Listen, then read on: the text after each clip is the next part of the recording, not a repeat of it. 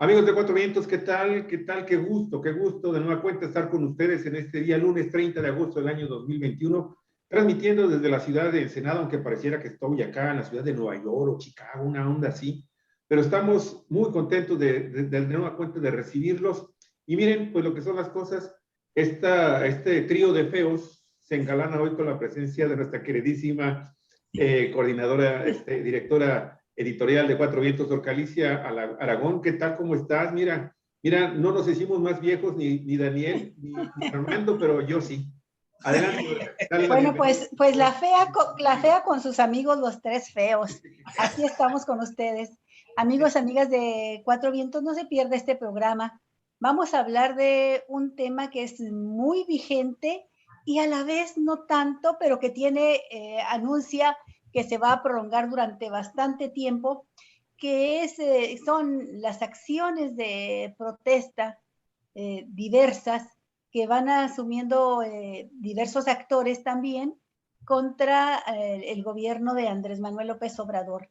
Ni más ni menos esta semana, este fin de semana que acaba de concluir, pues sucedió lo que no se había presentado nunca, que un grupo de manifestantes, en este caso de la Coordinadora Nacional de Trabajadores de la Educación, bloquearan al presidente López Obrador en Chiapas durante su recorrido por este estado de Chiapas, donde él tenía pues previsto ir a inaugurar algunas obras de hospitales y también dar a conocer información de los avances de la obra pública y de los programas sociales directamente relacionados con este estado del sureste del país.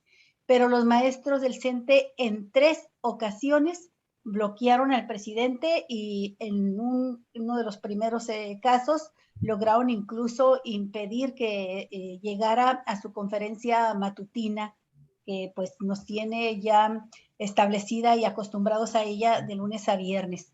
Esta es una manifestación que me gustaría que la analizáramos. Tiene muchas aristas, desde quienes dicen, incluido el propio presidente, de que los extremos se están uniendo y que así como la derecha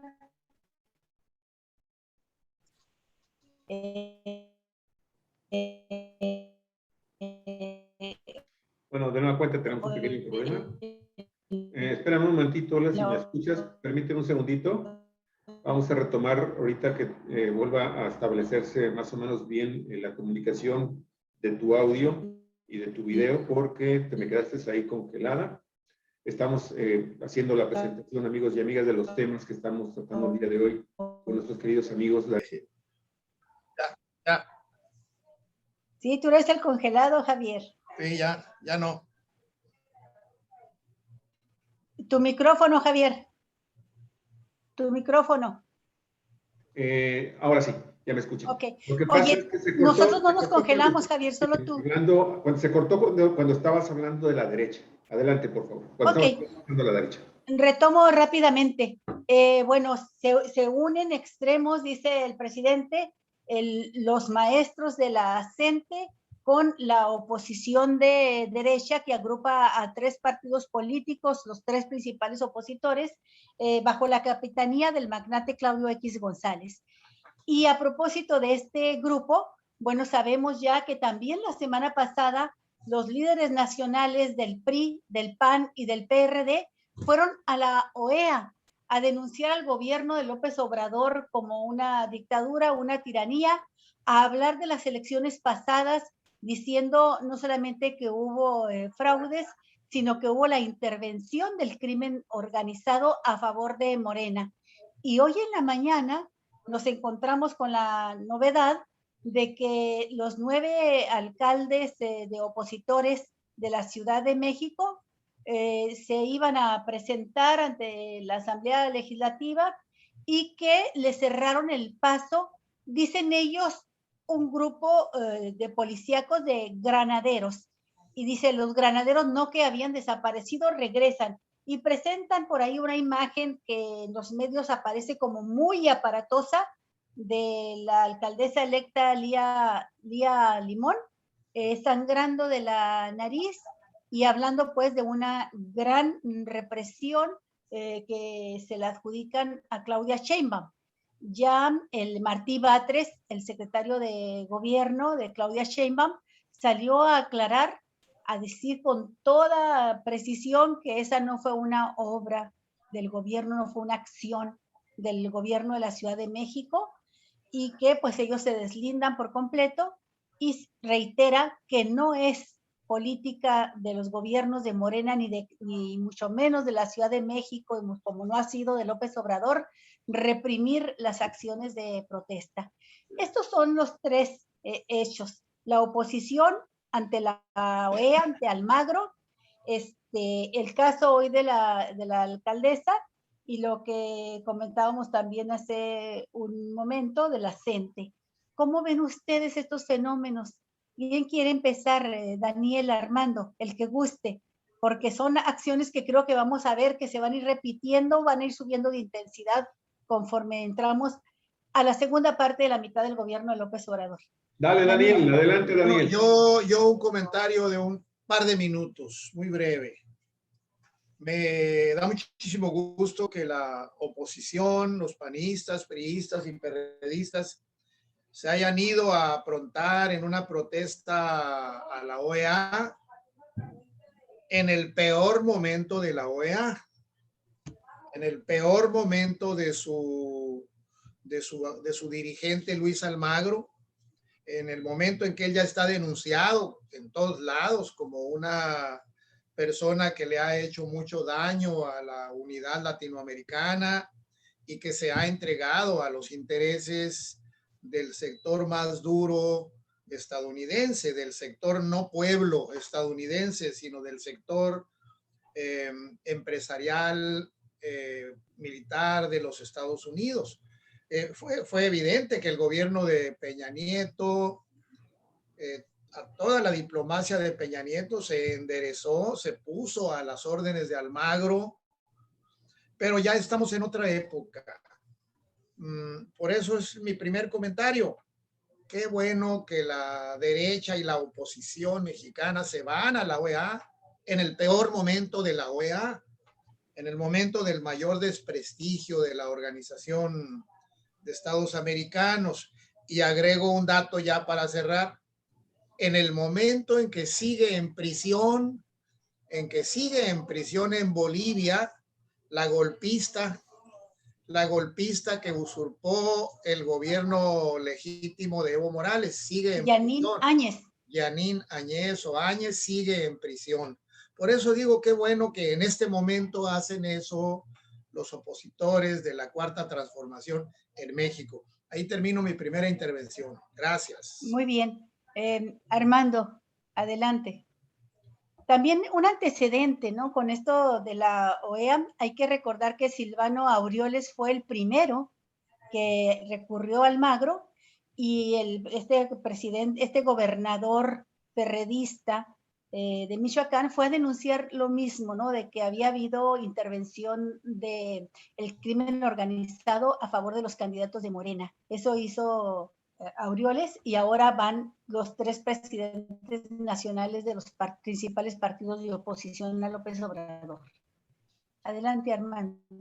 Sí, bueno, yo creo que evidentemente pues recurrir a esta instancia internacional por parte de la oposición al gobierno de la Cuarta Transformación se inscribe en este esfuerzo ininterrumpido desde que Andrés Manuel ganó la elección por parte de los opositores de ir explorando cualquier posibilidad que pueda deslegitimar, debilitar a este gobierno en su intencionalidad política muy clara de regresar al poder.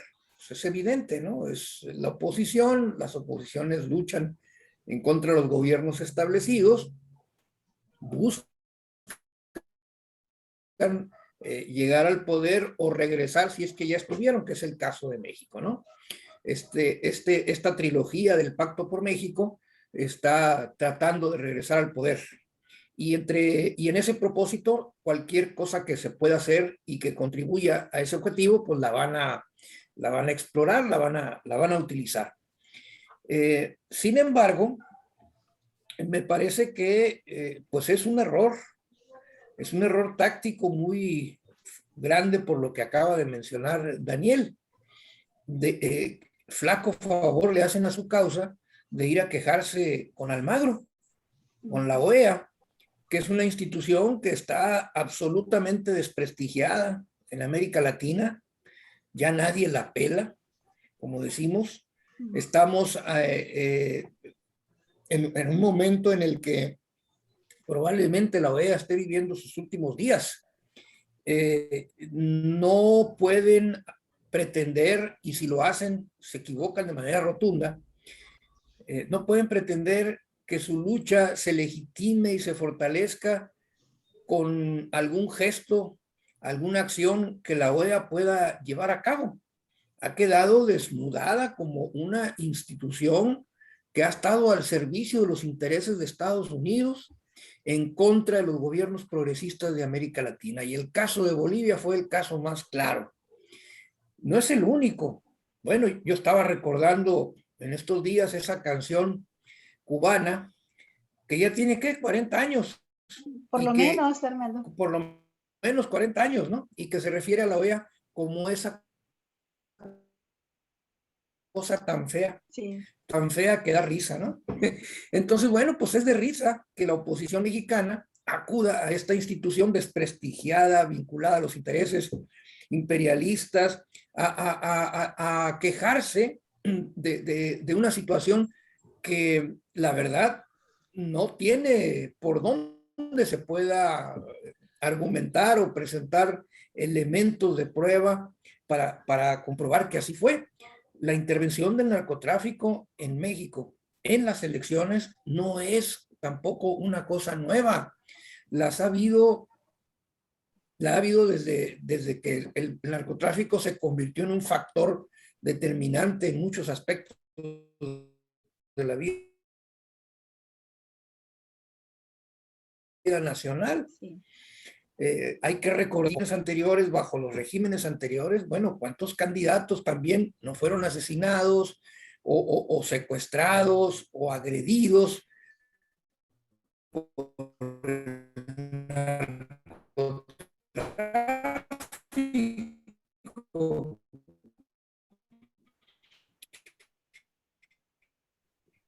es del Guanajuato, ¿no? En esta ciudad, en esta comunidad poblado de Santa Rosa de Lima, que es la sede del cártel que lleva el mismo nombre, pues como todas las instituciones de seguridad estaban al servicio del cártel.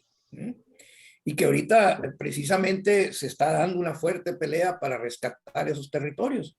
El caso es, pues, que a mí me parece que cometen un grave error. No le hacen ningún favor a su causa yendo a quejarse ante esta institución desprestigiada, puesta en evidencia como una institución al servicio de los intereses del imperio norteamericano.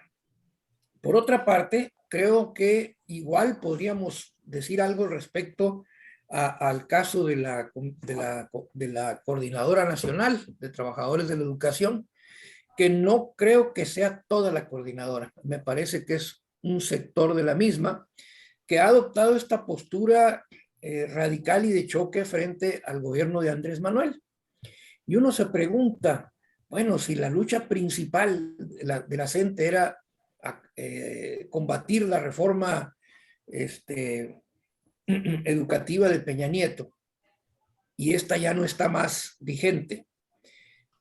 Claro, hay que alimentar la nueva reforma, pero bueno, es el momento de construir. Y hay algunos sectores del magisterio que actúan como si nada hubiese cambiado.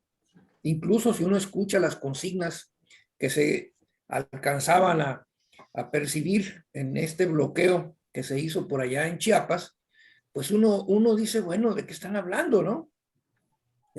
¿Cómo pueden concluir que es lo mismo, que se trata de lo mismo, cuando ha habido cantidad de evidencias, muestras de que las cosas están cambiando? Que no es satisfactorio, que es insuficiente, es otro tema. pero ahí es precisamente en donde entra la acción de los grupos que están promoviendo, impulsando la transformación en el campo educativo. Me parece que se están tirando un balazo en el pie o que están escupiendo para arriba. Porque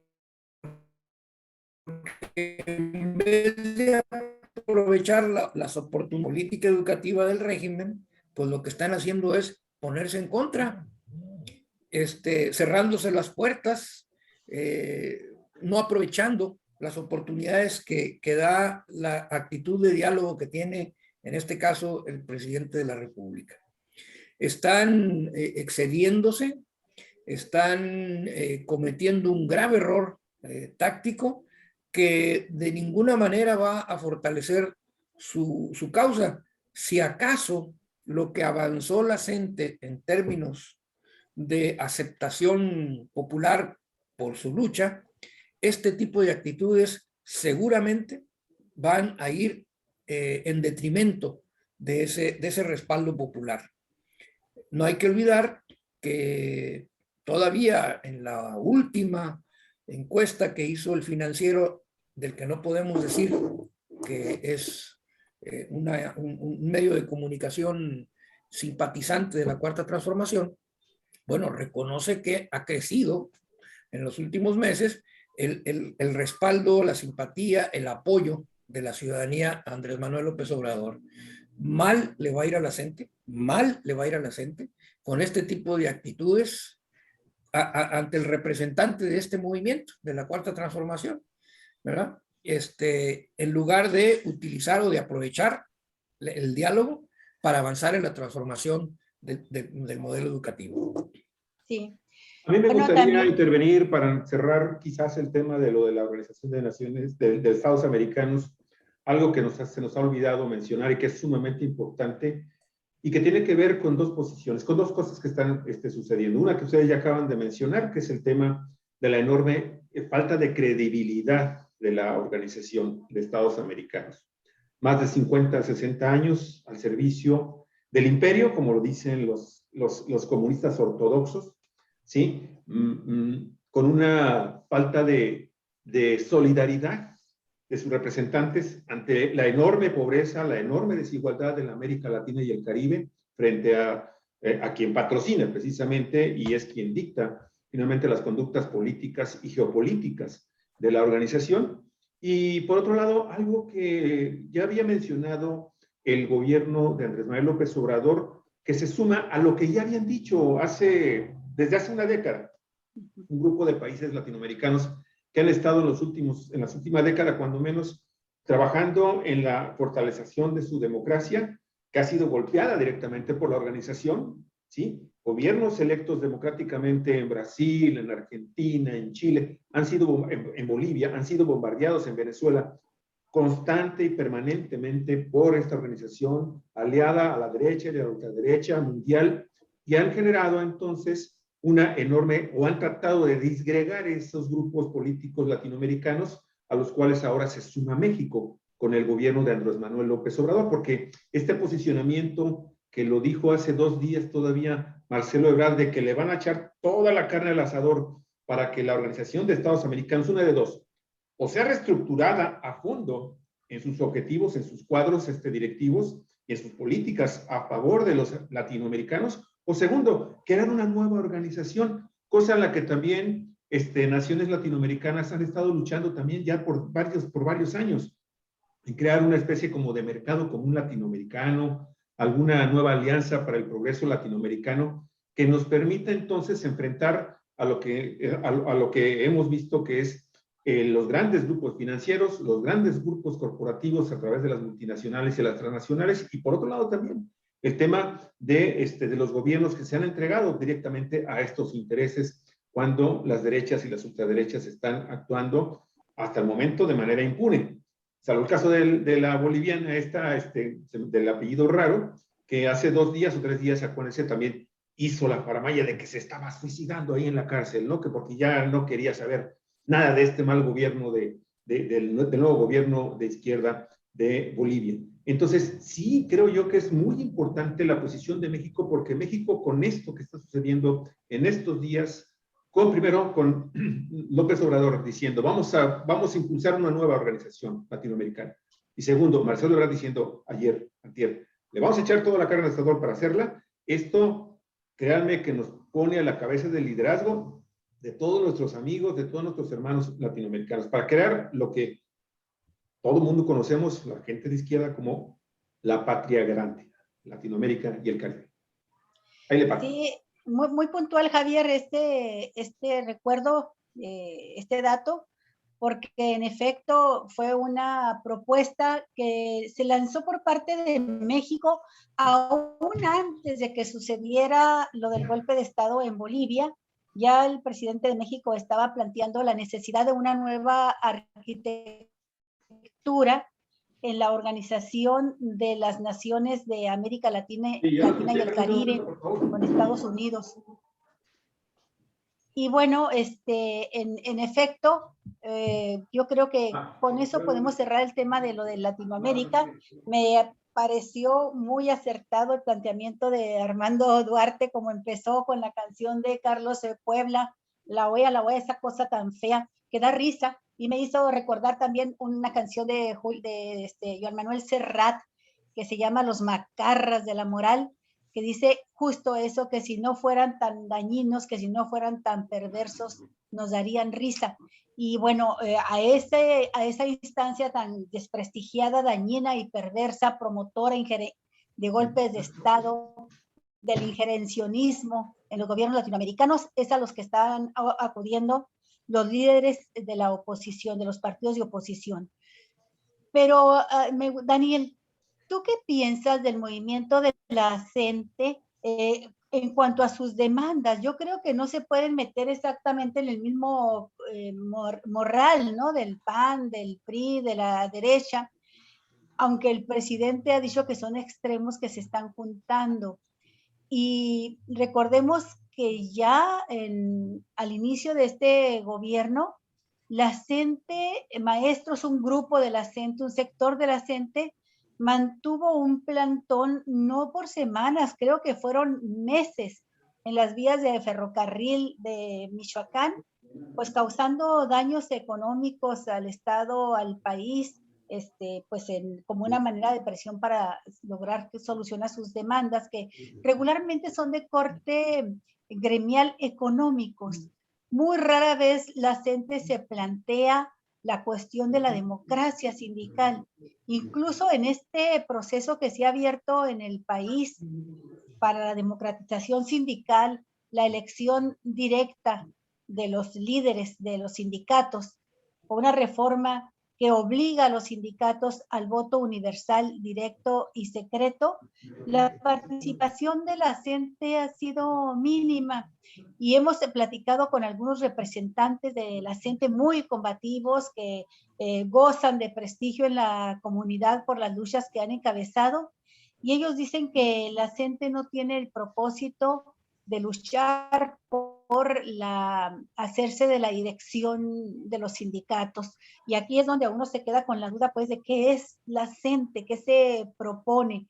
En otros estados, como Oaxaca, por ejemplo, hemos encontrado sectores de la CENTE que se han dedicado a negociar, y no para todo el gremio, sino también para sus líderes en lo particular, ¿no? Entonces, como que hay también, como dice Armando, la necesidad de diferenciar la CENTE y decir las CENTES. Hay muchas corrientes internas dentro de la CENTE, pero por hoy llama la atención el que hayan bloqueado el paso del presidente de la República, y bueno, pues también se festina esto en los medios, se festina en la oposición, que fue la que hoy hizo oposición y que siendo gobierno reprimió a sangre y fuego a maestros de la CENTE.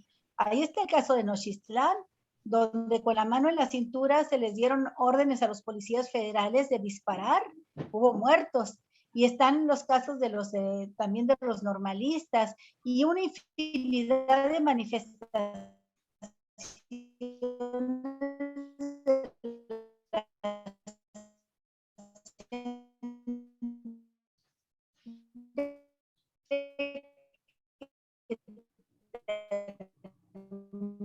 Disculpa, Olga.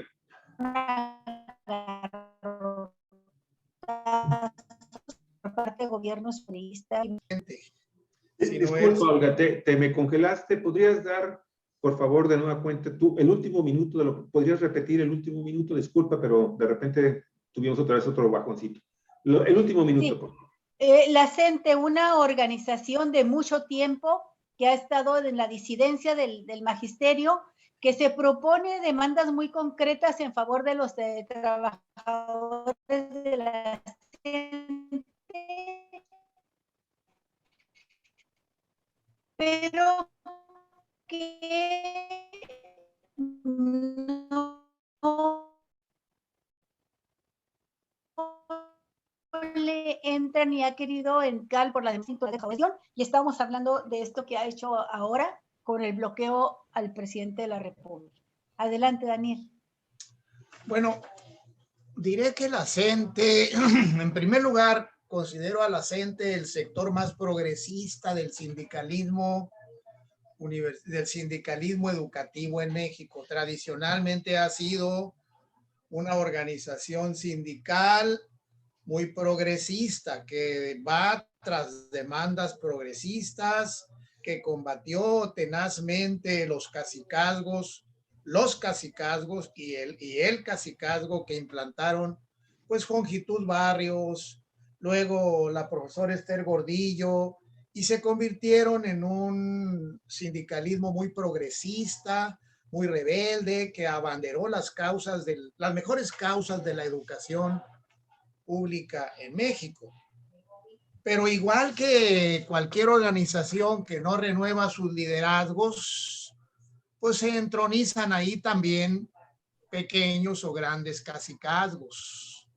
Entonces me parece que cuando el presidente dijo desde el viernes, cuando lo detuvieron ahí, se refirió a un sector, a un grupo de personas dentro de la CENTE a las que llamó vanguardia. Yo no los tengo bien identificados, el presidente los identifica como la vanguardia en la CENTE y dijo que es un grupo de la CENTE estrechamente vinculado con el gobernador anterior, con los gobiernos opositores. Lo repitió posteriormente en uno de sus discursos el mismo viernes y el sábado. Sectores de la CENTE que se han entronizado y que no quieren entrar ni van a entrar fácilmente si no es por la presión del magisterio, a la renovación por la vía de cambio de dirigencias, de elección democrática directa, por el voto directo de los trabajadores de la educación. Entonces me parece que eso hay que decirlo de la CENTE. No hay una CENTE solamente, no es un grupo unitario. Ahí mismo, el mismo viernes, Rompevientos entrevistó ahí mismo en el movimiento cuando estaban deteniendo a la avanzada, cuando estaban bloqueando el avance del presidente. Rompevientos entrevistó a uno de los dirigentes que estaban ahí en ese momento. Y él dijo, nosotros no vinimos a bloquear. Nosotros, los miembros de la CENTE, no vinimos a hacer esto. Nosotros nos retiramos ya, ya dejamos libre el paso nosotros, pero hay otros grupos que no vienen con nosotros, que no dependen de nosotros y que son los que se quedaron en el bloqueo. Entonces, el asunto es complejo. Decir uno, la CENTE bloqueó al presidente, creo que sí nos mueve a error. Hay que identificar quiénes de la CENTE lo hicieron y por qué lo hicieron y con quién están vinculados. Me parece que el presidente los tiene bien identificados. Termino solo diciendo lo siguiente. A mí me pareció muy admirable, me gustó mucho ver cómo el presidente en ningún momento perdió la serenidad, en ningún momento perdió la paciencia, en todo momento estuvo observando el fenómeno y comunicándose directamente con la gente a través de los medios de comunicación electrónicos que trae ahí en su propio vehículo. estuvo presente en la mañanera por esa vía, por vía remota también. Entonces, yo celebro mucho que tenemos un presidente completamente partidario del cambio pacífico, de la transformación pacífica, de que si no es pacífica la transformación, no hay transformación, no hay cambio, hay retroceso. Eso es muy importante. Yo saco también esa conclusión de ahí. Adelante. Sí. Nada más para aclarar y precisar, mi estimado Daniel, Adelante. que sí, ya se dio a conocer el por qué hicieron ese plantón, esa actividad, y lo publicó Contralínea el mismo día en que se hizo ese plantón, porque fueron y platicaron con los mismos maestros, con los maestros con los que estaban en ese momento en un acto de protesta. El asunto es que, de acuerdo a 5 o 6 maestros y maestras que entrevistó Contralínea, es de que tienen los maestros un problema con el gobernador de Chiapas. ¿Y por qué están con este problema y con esta actitud? Porque no les da acceso el gobernador de Chiapas a un fondo de ahorro de los maestros. Y son más de 1,000 millones de pesos los que no les da acceso el gobierno estatal, el secretario de Educación Pública del gobierno de Chiapas. Y reconocieron que el gobierno federal, a través de Delfina, la secretaria de Educación Pública del gobierno federal, los ha estado apoyando, pero que a final de cuentas, y ha estado mediando en el problema, pero que a final de cuentas, algunos dirigentes de la coordinadora dijeron que iban a hacer ese acto para presionar al gobierno federal a que sentara al gobernador en una mesa de diálogo con el gobierno federal para que entonces se liberaran esos recursos. Eso fue lo que dijeron, te digo, 5 o 6 maestros que fueron entrevistados por los reporteros de Contralínea. Nada más quería yo hacer esa precisión del por qué estaban ahí. Bueno, un brevísimo comentario. Una de las ventajas de tener 70 años de edad es que uno ha tenido a lo largo de la vida oportunidad de conocer a muchas personas. Rutilio Escandón fue mi alumno hace 40 años aquí en la UABC. Rutilio Escandón fue mi alumno aquí hace unos 40 años o más en la UABC. Y bueno, yo por supuesto dejé de verlo, se fue de aquí y ya nunca se supo ver, salvo como personaje público. Pero bueno, sí, habría que hacerle llegar ese mensaje y decirle, oye, ¿tienen razón? ¿No tienen razón? ¿Qué estás haciendo ahí con ese dinero que por lo que dice Contralínea no es poquito? 1,000 millones de pesos no son pecata minuta, ¿no? Y si sobre todo si es un fondo que pertenece al magisterio, pues habría que examinar ese punto. Pero bueno, en fin, es todo. Sí, bueno, no sé si quieras tú agregar algo, Armando. Nada más comentar, yo decía ahorita que son demandas casi de carácter siempre gremial, económicas, las que está encabezando la CENTE en conjunto, y que en efecto existen muchas corrientes dentro de la misma CENTE. Hoy mismo tenemos en Morena varios diputados federales que vienen de la CENTE y que por primera vez se debe esto a que por primera vez la CENTE aceptó en 2018 ir en una alianza político-electoral con el presidente López Obrador, movidos por un interés fundamental que fue echar abajo la reforma educativa de Peña Nieto, la mal llamada reforma educativa, decían ellos. Y el presidente les dice, bueno, pues eso se cumplió y hemos estado cumpliendo y hemos tenido un buen trato con el magisterio. Ningún presidente los había tratado tan bien como se les trata hoy. Pero sí, se trata también de demandas locales. Así sucedió contra el gobierno de Silvano Aureoles en Michoacán, cuando tomaron los maestros de la CENTE durante semanas, meses, las vías del ferrocarril. Esto es cierto. Armando, yo creo que nadie está negando Tampoco podemos hacernos de la vista gorda y desconocer que para muchos de la gente ha sido un modus vivendi el estar gestionando este tipo de apoyos con gobiernos locales. Y los mismos trabajadores de la CENTE, a nosotros como periodistas, militantes de la CENTE, nos han dicho sí existe también este problema de corrupción, que luego abulta, ¿verdad?, los compromisos de los estados con la CENTE o con esos sectores del magisterio. Por otro lado, Armando, me gustaría mucho que tú abordaras el tema, es que hay una serie de demandas del magisterio democrático del que ha estado luchando contra el charrismo sindical que no se han podido concretar. Por ejemplo, del voto universal, directo y secreto para acabar con el charrismo, pues no solamente la CENTE, muchos sectores del magisterio, otros sindicatos, otros grupos internos dicen que está amañada la convocatoria para la elección de sus nuevos dirigentes. Y está tan amañada que, por ejemplo, sale una convocatoria donde dicen podrá postularse a la dirección cualquiera que haya sido ya dirigente o que sea actualmente dirigente. Y esto cierra el paso pues a maestros que no han ejercido la dirección dentro de su sindicato en ningún nivel y ahora no pueden postularse.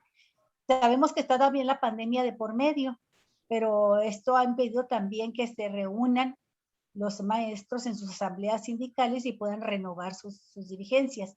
Y esto no solamente afecta al CENTE, al sindicato de los maestros, sino a los petroleros y a muchos otros sindicatos fuertes y pequeños que no han entrado al proceso de democratización sindical, que fue una propuesta y un apoyo legislativo y en medidas que está aplicando el gobierno federal, pero no se han podido concretar.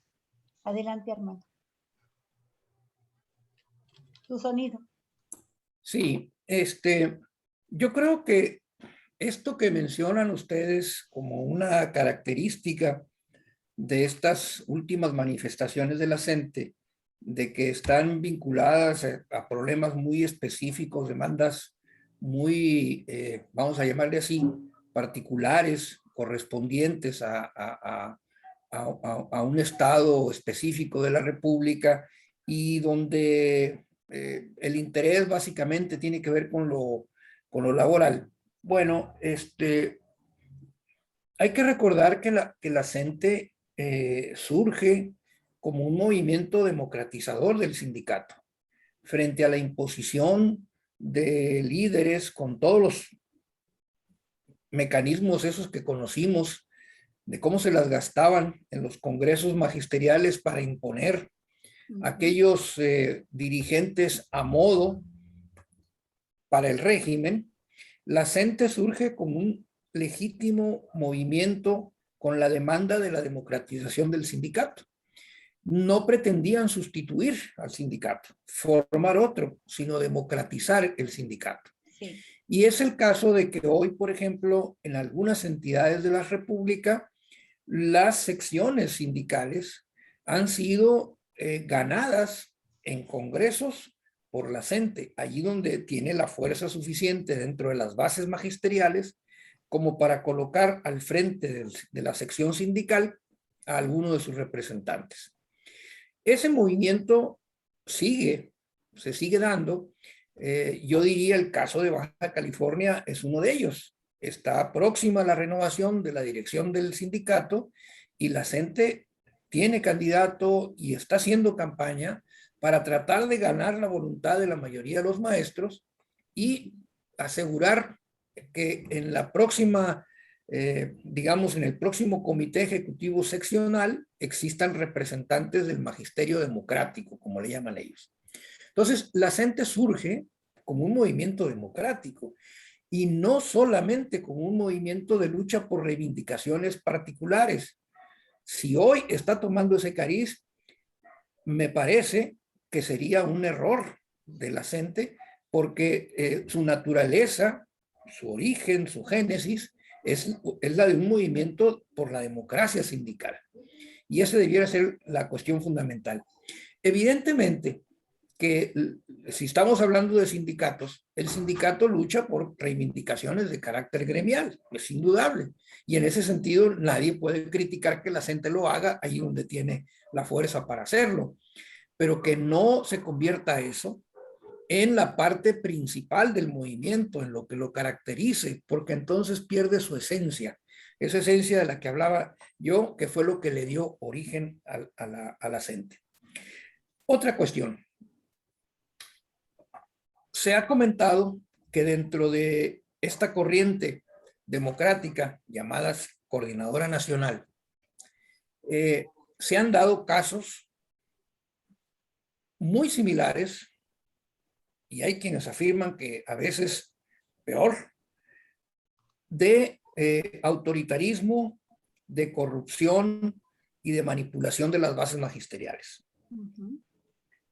Yo no tengo elementos para afirmar que así sea.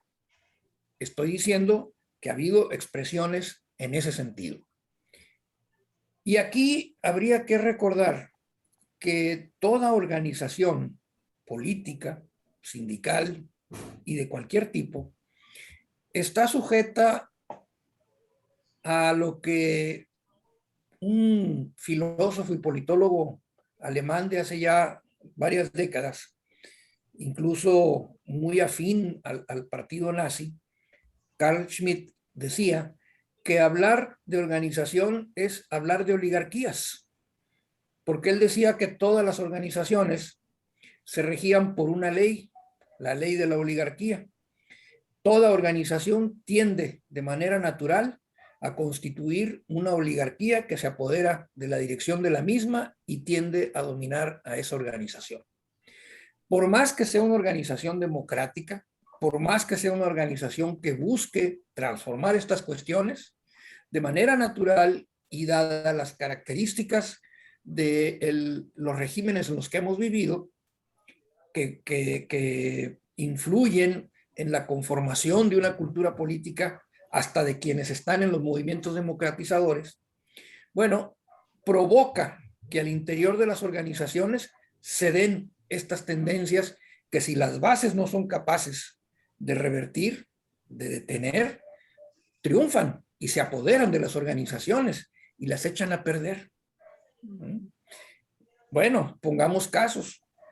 ¿Qué organización más revolucionaria, transformadora podríamos nosotros citar en la historia universal que los bolcheviques o que los jacobinos de la Revolución Francesa? ¿Y qué pasó? Se entronizaron en el poder y se convirtieron en oligarquías que luego dominaron. Y si las bases no pudieron resistir, hicieron efectiva esa dominación. Ahí está la prueba, ¿no? Este señor Schmitt, más allá de que su tendencia ideológica sea muy contraria a la cuestión de la democracia, bueno, hacía un análisis realista de lo que era la política y la dinámica de las organizaciones políticas. Vean ustedes el caso de Morena. Es una organización que surge con un ímpetu democratizador, de buscar que la gente se empodere, que se habla de que hay que mandar obedeciendo, y hay una tendencia a constituir una oligarquía en la dirección de Morena, que las bases tienen la obligación, la necesidad y el compromiso de revertir. De lo contrario, se pudre, como pasa con todas las organizaciones. Se convierten en organizaciones autoritarias, verticales, en donde lo que menos importa es la opinión de la base, ¿no? Bueno, creo que eso mismo puede estar pasando en la CENTE o en algunos sectores de la CENTE. Y me parece que deben ser las bases magisteriales las que tomen nota de esto y que combatan estas tendencias nocivas hacia la oligarquía, vamos a llamarle así, ¿no? El gobierno de poquitos, eso es una oligarquía, el gobierno de pocos, y que las bases tomen verdaderamente las decisiones. Hay testimonios de cómo, por ejemplo, algunos líderes de la CENTE, con cierta capacidad y poder que han ido obteniendo por el efecto de su lucha, utilizan ese poder para mantener control corporativo, clientelar sobre sus bases. Si no vas a la manifestación, tache, no vas a tener promociones o no vas a poder tener acceso a tales y tales prebendas, ¿no? Que son derechos conquistados, permisos, préstamos, lo que ustedes quieran. Utilizan esos mecanismos. Y entonces muchos maestros se sienten obligados a acudir a las convocatorias de la organización, que debieran de acudir por convicción, pero lo hacen por conveniencia, por temor o por coerción. Y esos métodos que se denuncia, que también se dan en la CENTE, son resultado de este proceso que menciono, hacia la oligarquización de las organizaciones políticas, sindicales y cualquier tipo de organización.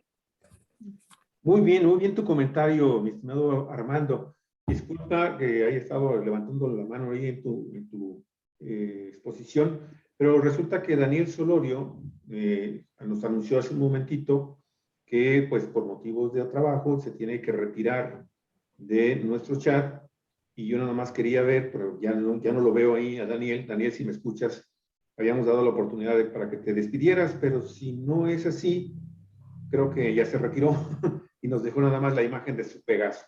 Disculpa. Bueno, Daniel, pues desde aquí un abrazo, y muchísimas gracias por estar con nosotros de nueva cuenta en los análisis de los días lunes. Olga, adelante, por favor. Sí, bueno, pues para cerrar este tema de las diferentes protestas y expresiones, manifestaciones de la oposición de diferentes ángulos contra el gobierno del presidente López Obrador, pues tu comentario, Armando, sobre lo que sucedió hoy, cuando los alcaldes de oposición, son 9 alcaldes que pretendían llegar al Congreso local de la Ciudad de México, dicen que fueron impedidos en esta manifestación, en esta intención de llegar al Congreso, donde se proponían ir a plantear, dicen ellos, las demandas, pues, de presupuesto fundamentalmente para el gobierno que van a encabezar ya pronto, y también hacer más breve el periodo de transición, porque los están prolongando mucho el momento de la entrega-recepción de gobierno, no se han instalado y necesitamos trabajar en este sentido. Y bueno, pues se manejan el discurso de que se muestra una vez más, dicen, la mano fuerte, autoritaria, que fue un acto de represión. Aparece Lía Limón, que es alcaldesa electa de Álvaro Obregón, con la nariz sangrando, resultado, dice, de los golpes de los granaderos. Dice, no que ya habían desaparecido los granaderos, aquí están de nuevo. Y esto es lo que la prensa destaca esta mañana en los medios de internet, pero también ya se dio a conocer la posición de Martí Batres en nombre del gobierno, y dicen, no fuimos nosotros. Este gobierno no se caracteriza por ejercer la represión en contra de los manifestantes. Al contrario, dice, hasta se nos ha criticado por darle siempre privilegio al diálogo y evitar al máximo cualquier confrontación física, ¿no? Entonces, esto pues me llama a mí la atención, porque también Martí dice que estaban ya agendadas, y que lo saben todos los alcaldes, están agendadas reuniones de a uno por uno con la jefa de gobierno y con él mismo como secretario de Gobernación, citas, reuniones por orden alfabético con cada uno de ellos para escuchar en concreto los planteamientos de cada una de las alcaldías de la Ciudad de México. Y además también está programado ya la reunión de la jefa de gobierno y su secretario de Gobernación con todos los integrantes de la Cámara de Diputados. Dice, esto no fue una iniciativa solo de Morena, sino unánime, de todos, de reunirnos para ver los presupuestos de las alcaldías. Y en primerísimo lugar, por la importancia política que tiene, pues el trato y la relación en términos presupuestales con las alcaldías que ganó la oposición en los comicios pasados. Bueno, pues, ¿qué tienes tú que decir, Armando? ¿Qué opinión te merece esto que está sucediendo? Bueno, no conozco los detalles de la noticia, excepto lo que comentas y algún otro comentario por ahí que escuché, pero la verdad que conociendo las estrategias de estos grupos y tomando en cuenta esto que menciona Martí Batres, de que ya están programadas las reuniones, agendadas con fecha, quiénes van a estar, cuándo van a estar y que hay la disposición de atenderlos, pues no entiendo la protesta. A mí se me hace que es un montaje, ¿no? Habría que explorar esa situación. No digo que lo sea, me late que va por ahí la cosa, ¿no? Y hasta habría que revisar si Lía Limón fue golpeada y si la sangre que muestra es sangre y si es sangre, si es de ella, porque la verdad que puede ser hasta un montaje. ¿Todo con qué objeto? Pues hacia donde va orientado todo, ¿no? Todo va orientado a deslegitimar al gobierno actual con la mira puesta en el 2024. Entonces, vamos a ser testigos, lo digo desde ahorita, en los próximos meses y de aquí hasta que se resuelva la elección de ese año, de un conjunto de acciones por parte de la oposición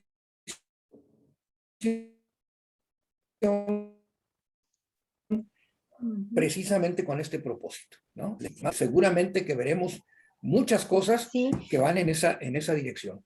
Entonces, la verdad que no entiendo el sentido de la protesta, de la queja, de que se les está retrasando, pues si ya está agendado todo, no entiendo, ¿verdad? ¿Cuál sería el propósito de esto? Sí, pues la información es esa nada más, Armando, que iban ellos al Congreso local, a una sesión extraordinaria del Congreso local. Se instaló una valla metálica en la delegación Cuauhtémoc, en la esquina de Tacuba y Bolívar, y que cuando la alcaldesa electa, Sandra Cuevas, de Cuauhtémoc, intentó librar la valla metálica en esa esquina de Tacuba y Bolívar, fueron impedidos por policías y se dio ya aparece el momento en que Lía Limón aparece sangrando. Yo nada más un comentario que agregaría a lo que tú acabas de decir sobre el montaje. Recordar que no es la primera vez que alcaldes van y se presentan ya a instancias de gobierno federal. Ya hace meses se fueron varios alcaldes panistas, principalmente algunos priistas, a las puertas de gobierno, incluso hicieron intento de quemarlo como lo hacían antes los que acusaban de vándalos de izquierda, ¿no? Y que salió también supuestamente golpeada la que ahora es gobernadora de Chihuahua, Maru Campos. No tuvo gran éxito, no le dieron mucho revuelo, pero se presentaron ellos a exigir ser escuchados directamente por el presidente de la República en sus demandas de presupuesto para los municipios, cuando ya estaba agendada una reunión con las comisiones correspondientes en la Cámara de Diputados, que es donde se discute el presupuesto.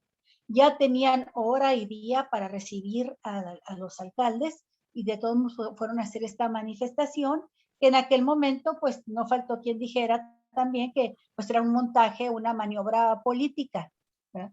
Y no los recibió el presidente, les mandó decir que los podía recibir la Cámara de Diputados y que ellos podían gestionarles la cita para que tuvieran esa reunión, pero ya estaba agendada. Y ahora también coincide, yo estuve escuchando en la mañana al historiador Lorenzo Meyer en la mesa de análisis que tienen en Aristegui Noticias, y decía algo que me llamó la atención. Él no lo dijo tan directo como tú, ¿verdad? De que sea un montaje, pero él dijo, quizá estas personas son tan jóvenes que no conocieron a los granaderos. Dice, un granadero no va y te golpea y te hace sangrar la nariz. Debe haber videos por ahí de cómo actuaban los granaderos y rompían cráneos y dejaban a la gente tirada en el suelo. Y bueno, pues yo conozco casos muy concretos también de gente que murió incluso a causa de estos garrotazos en la cabeza. Uno de ellos fue un activista al que golpearon en aquella toma de la presidencia, toma de protesta de Peña Nieto el 1 de diciembre de 2012, precisamente cuando un grupo de provocadores intentó quemar la puerta del Palacio de Gobierno, y no detuvieron a los provocadores, detuvieron a los activistas pacíficos, y a este activista de San Luis Potosí, que por desgracia en este momento no recuerdo su nombre, le dieron tal golpista, le golpearon tan fuerte con un macanazo en el cráneo, que lo dejó en estado vegetal varios meses hasta que finalmente murió el siguiente año. Entonces, bueno, pues nos quedamos con eso. No sé si quieras tú, Javier. No, simple y sencillamente mencionar que yo desafortunadamente aquí donde estoy no puedo darle seguimiento en este momento a los acontecimientos de lo que está narrando Olga, Armando. No sé si en este momento ya se presentó ante las redes sociales y ante los medios de comunicación alguna grabación de la supuesta agresión de la que fue víctima esta alcaldesa panista, porque pues en este momento con tan desarrollado el tema de que cualquier persona cuando está participando en un acto político y más en una actividad de protesta, pues de inmediato todo el mundo está haciendo sus grabaciones y sus publicaciones directamente de sus videos en las redes sociales. No sé si se haya presentado ya en este momento algún video sobre la presunta agresión, y yo creo que con eso va a ser más que suficiente para saber si todo se trata de algo orquestado o si efectivamente hubo alguien, porque de los cuerpos de policiales de la Ciudad de México, que pudo haber cometido un error. Entonces sería objeto de una sanción por parte de las autoridades. Pero si Martí Bartres está diciendo que no hubo tal agresión, pues me imagino que deben ellos sí de tener algún tipo de video en donde se demuestra que al menos en ese momento y en ese lugar, pues la alcaldesa no fue víctima de represión. En fin, nada más ese sería el último comentario. Hay que estar pendientes porque es muy fresca todavía la noticia, y pues yo alcanzo a ver nada más, no, o sea, no se ve ni siquiera la confrontación, pero sí se ve el momento en que aparecen los panistas con Lía Limón sangrando de la nariz, ¿no? Entonces, bueno, pues le queríamos presentar a Armando estos como 3 viñetas, 3 aspectos diferentes de cómo se está confrontando al gobierno de López Obrador, la OEA. Nos faltó mencionarlo, va en este contexto también, pues la huida de Ricardo Anaya, también denunciando que es víctima de una gran represión por parte de un gobierno dictatorial que lo quiere meter a la mala, lo quiere fregar a la mala. Pero creo que nos da tiempo, porque el tema de Ricardo Anaya, que no es en sí Ricardo Anaya, sino que es el tema de la maxi corrupción en Pemex y de la investigación que se está realizando a partir de la denuncia de Emilio Lozoya, que es detenido y hace una denuncia y autoacusación de cómo se implica toda una red, hasta 71 personas implicada en la red de corrupción de Odebrecht, y en ese contexto, en medio de esa red, en la parte del corazón de esa red, aparece Ricardo Anaya, acusado de recibir 6.8 millones de pesos en el carácter que tenía de liderazgo de la bancada panista, y luego en ese momento de entrega de dinero, disputando, ¿verdad?, en una elección interna, la dirección nacional del PAN, lo cual le daba más fuerza y más autoridad sobre la bancada panista, porque se sabe que los dirigentes del partido son los que ponen a los líderes parlamentarios en el PAN, ¿verdad? El dirigente del PAN es el que pone el líder parlamentario. Bueno, pues dicen, tenía toda esa capacidad política para poder jalar el voto a favor de la reforma energética. Si una reforma energética planteada más o menos pues en los términos de la negociación del contenido entre fundamentalmente el PRI y el PAN. Bueno, pues en ese contexto se da también el tipo de ataques y nos pareció fundamental, Armando, plantearlo porque fue toda una semana intensa en ese sentido y va a seguir subiendo de tono. Entonces, pues el tema queda abierto. Armando, ¿con qué te despides tú, Armando? Bueno, dándote la razón, seguramente que vamos a conocer en los próximos meses un incremento en la intensidad de la actividad política, por desgracia, también de la política sucia. Vamos a ver más cosas. Y bueno, aquí la reflexión sería que la ciudadanía debe de serenarse, de mantener la calma y procurar ser pues muy objetiva en el análisis de las cosas, informarse bien para no caer en la confusión o en la toma de postura fácil, de no dejarse manipular. Creo que en ese sentido hemos avanzado bastante. La gente no ha dado muestras de que no, digamos, se la crea la primera ya, simplemente porque se dicen las cosas y por la manera como se dicen. Vuelvo aquí a mencionarlo. Acaba de salir esta última encuesta que hace el Financiero, y Andrés Manuel tiene niveles de aceptación muy grandes, muy altos, a pesar de que ya van casi 3 años de esta campaña permanente, constante, de deslegitimación, de mentiras, de política sucia, tratando de cambiar esta situación.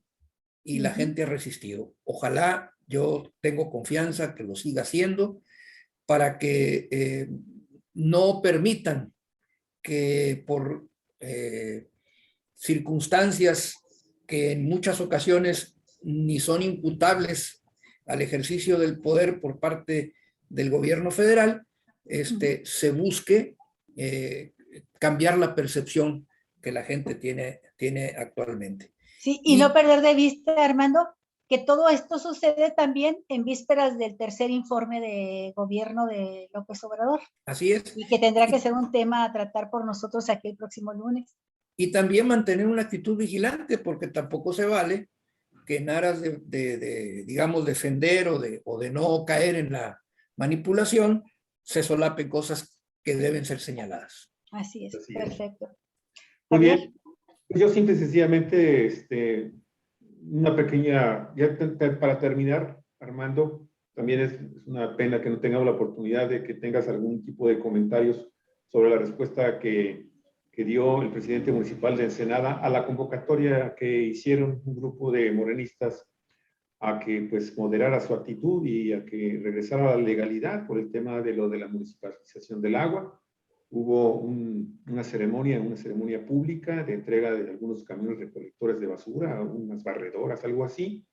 Y ahí se fue con todo el señor presidente municipal Armando Ayala sobre sus opositores, sobre la gente que le ha estado haciendo en los últimos días, dice él, grilla barata, y que pues desafortunadamente parece ser que esa es la respuesta que les dio Armando a este pronunciamiento, buen pronunciamiento que hicieron un grupo de morenistas. Tengo entendido que tú estuviste al frente de este grupo, haciéndole un llamado de nueva cuenta para que entrara en razones y actuara apegado a la ley en el tema del agua. Bueno, en fin, luego nos dirás, Armando, tus opiniones sobre este aspecto, si así lo deseas.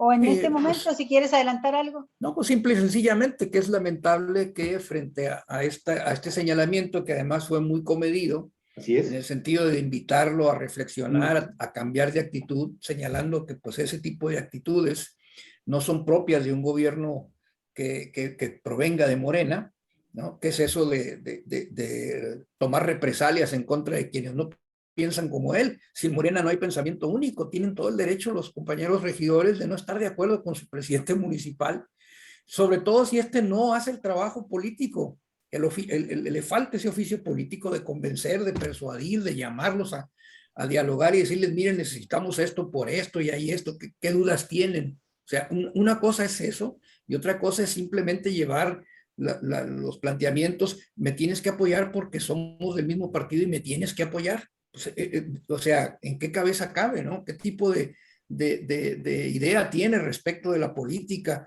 ¿Cuál es su concepción de la lealtad? ¿No?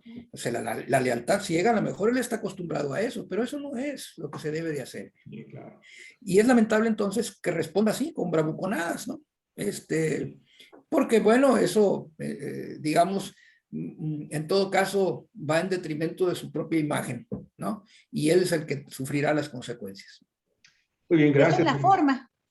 Eso es la forma. En el fondo está, que ya lo habían planteado también tú y Daniel, pues la muy cuestionable ley de municipalización. Exactamente. Que nos deja que sí, que es la razón por la que se opusieron, no nada más regidores de oposición, también morenistas, sobre todo morenistas, se opusieron a aprobar esa ley, y es la razón por la cual también se está promoviendo el juicio político, y es la razón también por la cual se está promoviendo unas acciones de inconstitucionalidad para no permitir que quede vigente esa ley.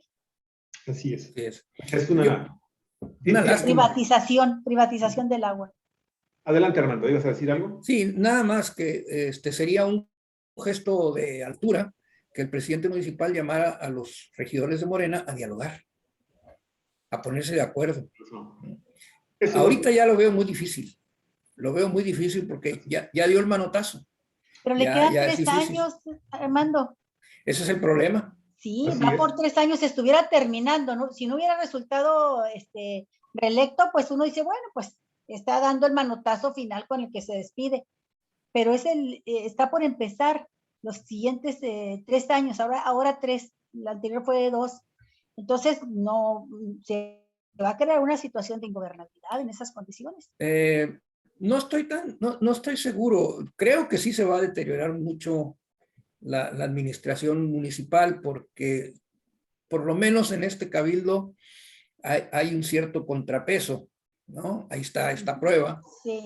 Pero en el que viene, quién sabe.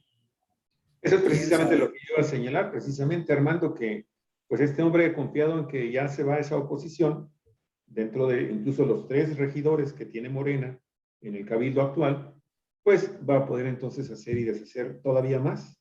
Así es. Totalmente impune, y con las voces y los regidores como convidados de piedra, ¿no? El tema finalmente, aquí lo habíamos planteado, mi estimado Armando, en Cuatro Vientos desde hace casi un año ya, de que pues ya perdimos de este mundo real, de este mundo de desigualdades y de malos gobiernos, al presidente municipal de Ensenada. Hace rato que ya está en otro mundo. Anda en las nubes. Anda en otro mundo, y lo más curioso es que en el discurso que se publicó en redes sociales, en donde hace esta denostación tan lamentable, por decirlo menos, ¿sí?